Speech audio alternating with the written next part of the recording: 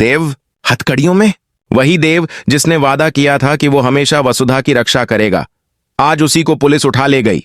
और सबसे बड़ा झटका तो ये है, ये सब करवाया किसी दुश्मन ने नहीं, बल्कि खुद वसुधा ने। कहानी की शुरुआत होती है चौहान हाउस में, जहां अचानक पुलिस पहुंचती है। सख्त चेहरा, तेज आवाज और हाथों में चमकती हुई हथकड़ियां।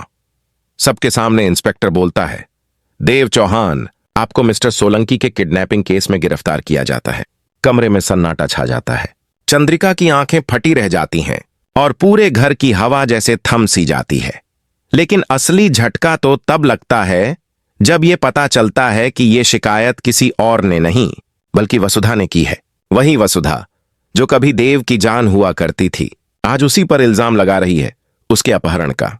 चंद्रिका गुस्से और हैरानी में एक साथ फट पड़ती है। वो दौड़ती हुई वसुधा के पास जाती है और लगभग रोते हुए कहती है, वसु, तुम ऐसा कैसे कर सकती हो? देव तुम्हें अपनी जान से ज्यादा चाहता है। लेकिन वसुधा के चेहरे पर कोई शिकन नहीं। वो बस ठंडी आवाज में कहती है, जो मैंने कहा वो सच है। देव ने ही मेरे बाबा साहब का किडनैप किया है। पूरे घर में जैसे किसी ने बम फोड़ दिया हो। देव खामोश खड़ा है, उसकी आंखों में सिर्फ सवाल है, क्यों वसुधा, आखिर क्यों? लेकिन वसुधा की आंखें कुछ और कहती हैं। उनमें डर है, मजबूरी है और कोई गहरी सच्चाई जो वो किसी को नहीं बताना चाहती। देव बस एक नजर उससे देखता है, जैसे सब समझ गया हो ये इल्जाम झूठा है।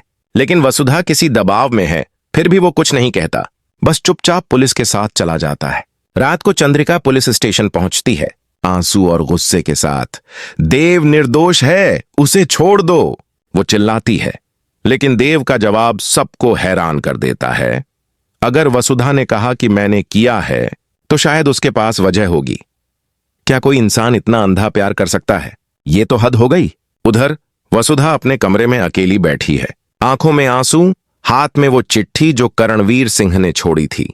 उसमें लिखा था, अगर अपने बाबा साहब को जिंदा देखना चाहती हो तो देव से दूर हो जाओ, नहीं तो। वसुधा का पूरा शरीर कांप जाता है। अब सब साफ हो जाता है। ये इल्जाम, ये गिरफ्तारी, ये सब एक खेल है, करणवीर का खेल। लेकिन वसुधा क्या कर सकती है? एक तरफ उसका प्यार देव, दूसरी तरफ उसके बाबा की जान। चंद्रिका को अब शक होने लगा है कि कहानी कुछ और है। वो जानती है कि वसुधा इतनी बेरहम नहीं हो सकती, लेकिन वो नहीं जानती कि पर्दे के पीछे कौन सी डोर हिला रहा है। आखिर कौन है वो शख्स जो वसुधा की जिंदगी को नर्क बना रहा है? देव जेल में है, मगर असली कैदी तो वसुधा खुद है। और जब चंद्रिका को यह सच्चाई पता चलेगी, तब क्या वो वसुधा का राज खोल देगी या फिर खुद बन जाएगी इस साजिश की अगली शिकार? आखिर सच्चाई क्या है? वसुधा ने धोखा दिया या किसी ने उसे खेलने की मोहरा बना दिया? जानिए अगले सेक्शन में। वसुधा के लिए जिंदगी अब एक ऐसे मोड़ पर आ चुकी है जहां हर रास्ता बंद है।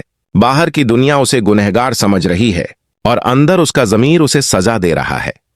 जब से देव को जेल में डाला गया है, वसुधा का चयन, नींद, सब कुछ छिन चुका है। हर पल उसे वही चेहरा याद आता है, देव का वो चुप, टूटा हुआ चेहरा जब पुलिस उसे ले जा रही थी। लेकिन वसुधा जानती है, अगर उसने ये सब नहीं किया होता तो उसके बाबा साहब शायद जिंदा ना होते। ये खेल करणवीर सिंह का है, वो शख्स जो अब वसुधा की हर सांस पर काबू रखता है। वो करणवीर ही था जिसने वसुधा के सामने वो घटिया डील रखी थी। अगर अपने बाबा को जिंदा देखना चाहती हो तो देव को दोषी बनाओ, पुलिस के सामने उसका नाम लो। वसुधा की आंखों के सामने उसके बाबा की तस्वीर घूम गई थी, बंधे हुए, बेबस और डर से कांपते हुए।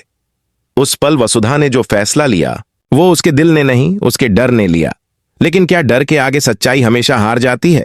शायद नहीं, क्योंकि किसी न किसी को तो ये झूठ का जाल तोड़ना ही होगा। चंद्रिका अब खुलकर मैदान में उतर चुकी है। उसे समझ आ गया है कि वसुधा की आंखों में जो दर्द है वो झूठ नहीं हो सकता। वो हर कोने में हर शख्स से पूछताछ कर रही है, यहां तक कि वो करणवीर के पुराने बिजनेस पार्टनर तक पहुंच गई है। वहां से उसे कुछ ऐसे दस्तावेज मिलते हैं जो करणवीर के काले सच की ओर इशारा करते हैं। एक पुरानी फाइल जिसमें लिखा है कि करणवीर ने वसुधा के पिता को ब्लैकमेल करने के लिए पहले भी झूठे केसेस का इस्तेमाल किया था। अब चंद्रिका समझ चुकी है, असली अपराधी देव नहीं बल्कि करणवीर है। इधर जेल में देव की हालत भी खराब होती जा रही है। वो कुछ खाता नहीं, बस चुपचाप दीवारों को देखता रहता है।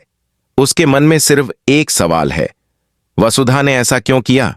लेकिन जितना वो सोचता है उतना ही वो उसकी आंखों में वो पुराना प्यार याद करता है। वो जानता है वसुधा झूठ नहीं बोल सकती, किसी मजबूरी में होगी, और शायद यही सोच उसे टूटने से बचा रही है। दूसरी ओर करणवीर अब खुद को जीतता हुआ महसूस कर रहा है। उसे लगता है कि उसने वसुधा को अपने जाल में पूरी तरह फंसा लिया है। वो वसुधा को फोन करके हर रोज ताने मारता है। कैसा लग रहा है अपने प्रेमी को जेल में देखकर। वसुधा कुछ नहीं कहती, लेकिन हर शब्द उसके दिल में आग लगा देता है। वो अब तय कर चुकी है कि चाहे जो हो जाए, वो इस बार करणवीर को उसके ही खेल में मात देगी। वो धीरे धीरे सबूत इकट्ठे करने लगती है। वो अपने पिता की पुरानी फाइलें चेक करती है, पुराने कॉल रिकॉर्ड्स निकालती है और उन लोगों से मिलती है जो करणवीर के कामकाज को जानते थे। हर कदम पर डर है, कहीं करणवीर को भनक न लग जाए। लेकिन वसुधा अब डरने वाली नहीं। उसका दिल अब एक ही बात कह रहा है, अगर देव निर्दोष है तो उसे इंसाफ मिलेगा, चाहे मुझे खुद को क्यों न कुर्बान करना पड़े। उधर चंद्रिका और वसुधा दोनों एक ही मंजिल की तरफ बढ़ रही हैं, सच्चाई तक। लेकिन दोनों को नहीं पता कि करणवीर अब एक और चाल चलने वाला है। उसने पहले ही एक नया प्लान बना लिया है, जिससे देव को हमेशा के लिए जेल में सड़ा दिया जाएगा। और अगर वसुधा ने ज्यादा कोशिश की तो इस बार सिर्फ उसके बाबा नहीं, बल्कि वो खुद भी खतरे में पड़ जाएगी।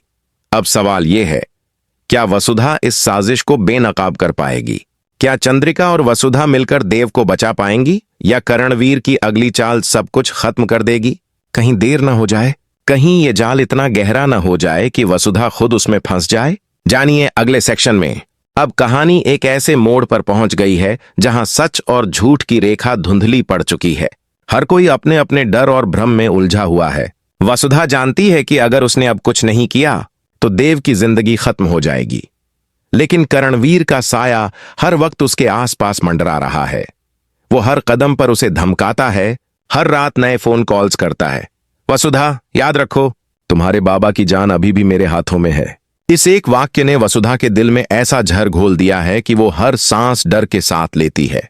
लेकिन अब उसके अंदर एक नई आग जल उठी है, वो आग जो इंसाफ और प्यार दोनों के लिए है। वसुधा ने तय कर लिया है कि अब वो करणवीर के सामने झुकेगी नहीं। उसने धीरे धीरे अपनी चालें चलना शुरू कर दिया है। वो पुराने मेल्स, रिकॉर्डिंग्स और फाइल्स खंगाल रही है।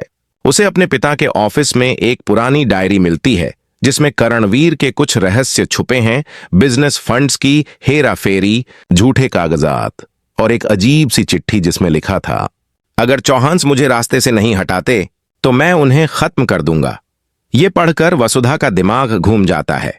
अब उसे पूरी तरह यकीन हो जाता है कि असली गुनहगार देव नहीं, करणवीर है। दूसरी तरफ चंद्रिका भी अपने स्तर पर सबूत जुटा रही है। वो देव के पुराने दोस्तों और चौहान परिवार के वकील से मिलती है। उसे पता चलता है कि देव के पास उस दिन का पूरा अलिबाई था जब मिस्टर सोलंकी को किडनैप किया गया था, मगर किसी ने पुलिस रिकॉर्ड से वो बयान हटवा दिया था। और ये सब हुआ करणवीर की एक कॉल के बाद। धीरे धीरे हर टुकड़ा जुड़ने लगता है, जैसे कोई बड़ा सच सामने आने को है। उधर जेल में देव का सब्र अब जवाब देने लगा है, लेकिन उसी वक्त उसे चंद्रिका से एक चिट्ठी मिलती है। वसुधा निर्दोष है, उसे किसी ने मजबूर किया है, सच्चाई सामने आने वाली है, बस थोड़ा सब्र करो। ये पढ़ते ही देव के अंदर की उम्मीद फिर जाग उठती है। वो पहली बार मुस्कुराता है, क्योंकि अब उसे यकीन है कि उसका प्यार झूठा नहीं था। वसुधा अब करणवीर की हर चाल पर नजर रख रही है। एक दिन वो देखती है कि करणवीर अपने किसी आदमी को फोन पर कह रहा है, उसे खत्म करो, बहुत बोलने लगी है। ये सुनते ही वसुधा का खून जम जाता है। क्या वो उसे वसुधा कह रहा था या किसी और को? वो डरते हुए करणवीर का पीछा करने का फैसला करती है। रात का वक्त होता है। करणवीर अपनी कार से एक सुनसान जगह पर पहुंचता है। वसुधा दूर खड़ी सब कुछ देख रही होती है। वहां वो देखती है कि करणवीर किसी को पैसे दे रहा है और कह रहा है, कल सुबह तक देव का केस खत्म हो जाना चाहिए। अब बात साफ हो चुकी है, करणवीर सिर्फ ब्लैकमेलर नहीं, बल्कि एक खतरनाक साजिश करता है जो देव को हमेशा के लिए मिटा देना चाहता है। वसुधा उसी रात चंद्रिका से मिलती है। दोनों मिलकर एक प्लान बनाती हैं, करणवीर के खिलाफ सबूत इकट्ठे कर पुलिस को देना। लेकिन यह काम आसान नहीं है। करणवीर के आदमी हर जगह फैले हैं, एक गलती और सब खत्म। फिर भी वसुधा का इरादा अब पहले से मजबूत है। वो कहती है, मैं अब डरने नहीं वाली, इस बार सच जीत कर रहेगा। पर जैसे ही वो दोनों सबूत जमा करने निकलती हैं, करणवीर को भनक लग जाती है। वो तुरंत अपने गुर्गों को भेज देता है। शहर की सुनसान गलियों में वसुधा और चंद्रिका कार में दौड़ रही हैं। पीछे से काली गाड़ियां उनका पीछा कर रही हैं। हवाओं में सिर्फ टायरों की चीख और डर की गंध है। वसुधा चिल्लाती है, हम सच के इतने करीब हैं, अब पीछे नहीं हट सकती। लेकिन क्या सच तक पहुंचना इतना आसान होगा? क्योंकि करणवीर अब किसी भी हद तक जाने को तैयार है। वो न सिर्फ देव को खत्म करना चाहता है, बल्कि अब वसुधा को भी हमेशा के लिए चुप करा देना चाहता है। क्या वसुधा और चंद्रिका इस मौत के खेल से बच पाएंगी? क्या सच्चाई वाकई सामने आ पाएगी, या फिर यह रात हमेशा के लिए वसुधा की किस्मत बदल देगी? जानिए अगले सेक्शन में, chat GPT can make mistakes, check.